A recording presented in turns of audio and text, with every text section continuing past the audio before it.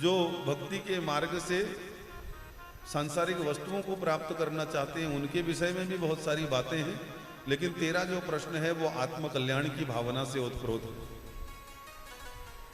तूने पूछा है कि जो सर्वदा और सर्वथा मरणासन है उसके करने योग्य उत्तम कर्म कौन सा है। तो इसलिए हे राजन, 3 प्रकार की भक्ति जो श्रेष्ठ है, जो साधक को अपने आत्म कल्याण चाहने वाले को करनी चाहिए, वो इस प्रकार है। गुरु महाराज बता रहे हैं, तस्माद भारत सर्वात्मा भगवान ईश्वरो हरि श्रोतव्य कीर्तितव्यश्च स्मर्तव्यश्चेच्छदा भयम। यदि तू अभय चाहता है, मृत्यु के आतंक को मिटाना चाहता है, तो इस समय बुद्धि और विवेक पूर्वक तुझे 3 प्रकार की श्रेष्ठ भक्ति अपनानी है।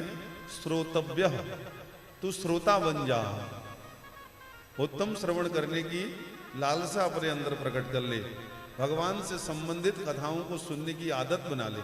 श्रोतव्य कीर्तितव्यश्च, उन कथाओं को, लीला कथाओं को सुनकर के भगवान की कीर्ति और उनके यश का अपने मुख से बखान करने की आदत बना ले। कीर्तितव्यश्च, उसका कीर्तन भी कर, लोगों को वो दया वो कृपा बता भी जो तेरे पर हुई है भगवान की, जो इस जन्म में कर्म न करने के बावजूद भी आपको प्राप्त हुआ है, उसके बारे में ईश्वर को सन्मुख रख करके बखान तो कर। कीर्तितव्यश्च, उसका कीर्तन कर, परमात्मा को सदैव सन्मुख रख। स्मर्तव्यश्च, भगवान की जन्म से लेकर के आज तक की जो कृपा, जो दया, जो करुणा तुझ पर हुई है, जो जो ईश्वर की कृपा से तूने प्राप्त किया है, उसका स्मरण रख, उसे भूल मत। यदि भूल जाएगा तो सब गड़बड़ हो जाएगा। इसलिए 3 प्रकार की भक्ति इस समय तेरे लिए श्रेष्ठ है। श्रोतव्य कीर्तितव्यश्च स्मर्तव्यश्चेच्छदा भयम। इस प्रकार जब तू 3 प्रकार की भक्ति को स्मरण करके अपने मन में रखेगा, स्वतः तुझे अभय प्राप्त हो जाएगा। जय जय श्री राम। दुख कब प्रकट होता है? संकट की घड़ी उपस्थित कब होती है? जब हम परमात्मा को अपने से अलग थलग मान लेते हैं। हम तो कोई और है, परमात्मा कोई और है। द्वैत भाव जब उसके प्रति हमारे मन में जन्म लेता है, तब स्थिति गड़बड़ होती है। परमपिता परमात्मा हमारे हैं, वो हमारे पिता हैं, हमारे पति हैं, हमारे पालनहार हैं, हमारे परिवार के सबसे श्रेष्ठ सदस्य हैं। उनको पहले नित्य भोग लगा करके हम भोजन करेंगे, उन्हें नमस्कार करके हमारी दिनचर्या प्रारंभ होगी, उनसे आज्ञा लेकर के हम संसार में अपने चरणों को आगे बढ़ाएंगे, उनको स्मरण रख करके सब कर्म करेंगे। ऐसी भावना रखने वाला व्यक्ति कभी व्यभिचरित नहीं होता, संतुलन में रहता है, उसके मन में कोई भय भी नहीं उपजता, क्योंकि परमात्मा उसके सन्मुख रहता है। इसलिए हे राजन, यदि तू अभय चाहता है, उस अभय पद को, उस परब्रह्म परमेश्वर के पद को चाहता है, तो तुझे ये 3 प्रकार की श्रेष्ठ भक्ति को अपने जीवन में धारण कर लेना चाहिए।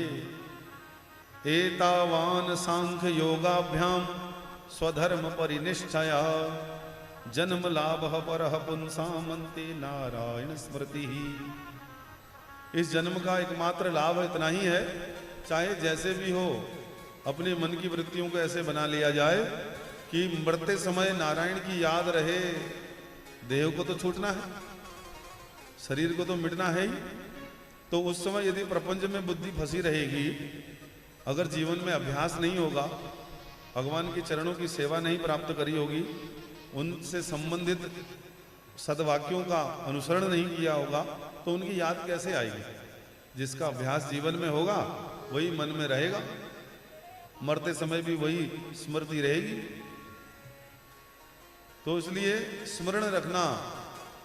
अब व्यक्ति को जीवन में अपना संघर्ष तो याद रहता है कि मैंने कितने पापड़ बेले, कितना संघर्ष किया, देखो इतना बड़ा मुकाम प्राप्त किया। और जब कुछ भक्ति करते करते थोड़ा बहुत उसका नुकसान हो जाता है, तो परमात्मा से कहने लग जाता है, मालिक मुझसे क्या अपराध हो गया? आपकी भक्ति तो मैं तन मन से कर रही थी, फिर ये मेरे जीवन में ऐसा दुख क्यों आ गया, वो तुलना करने लग जाता है, समता, परमेश्वर से समता करने लग जाता है। जो कुछ उसने खोया है उसकी गिनती करने लग जाता है, देखो मेरा इतना नुकसान हो गया। जो पाया है उसे कभी बताता नहीं परमात्मा को, जो परमात्मा से पाया है उसका कभी बखान नहीं करता। जीव की प्रवृत्ति देखिए, जो उसको नुकसान हो जाता है, जो खो देता है, जो कष्ट होता है, उसे व्यक्त करने लग जाता है। इसीलिए वो परमात्मा के वास्तविक प्रेम से वंचित रहता है। लेकिन जो ज्ञानी है, जो समय के तत्वदर्शी हैं, उनके सन्मुख बैठ करके जो तत्व का ठीक ठीक बोध जिन्हें हो जाता है, तो वो चाहे दुख आए चाहे सुख आए, दुखे सुदिग्ध मना सुखे सुविगत स्पृह बीत राग भय क्रोध स्थित धी मुनिरुच्यते। दुख आने पर वो उद्विग्न नहीं होते, सुख आने पर अत्यंत प्रसन्न नहीं होते। दुखेषु उद्विग्न मना सुखेषु विगत स्पृह, सुख आने पर उछलते नहीं है, ठीक है मिल गया भगवान की कृपा से सब चल रहा है, बस उनकी याद बनी रहे, ध्यान बनी रहे, इतनी कृपा रहे, कोई विशेष प्रसन्नता नहीं होती। बीत राग भय, इस अवस्था के कारण उनके राग दोष कलमश सब मिट जाता है, भय इत्यादि समाप्त हो जाता है।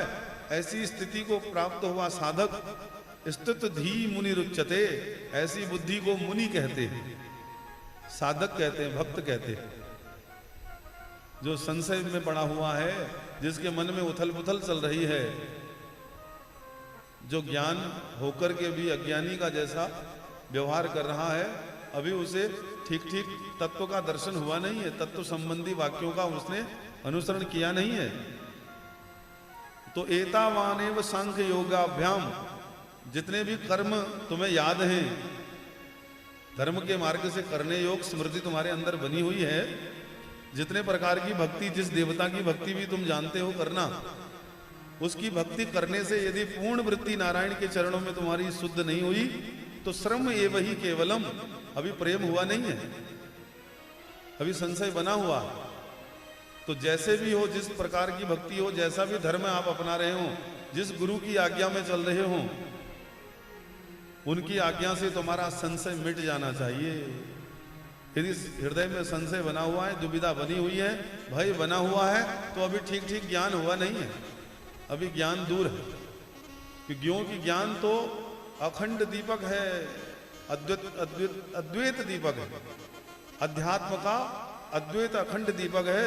उसके हृदय में उपज जाने के बाद भ्रम मिट जाता है, संशय रहता ही नहीं, प्रश्न कोई रहते ही नहीं हृदय में, अपने आप उत्तर प्रस्तुत हो जाते हैं। बस शिष्य भागवत जी के सन्मुख जब बैठता है किसी संशय को लेकर के, तो अपने आप उसको प्रश्नों के उत्तर मिलने लग जाते हैं। ऐसी कृपा हो जाती है शुद्ध भक्ति के कारण।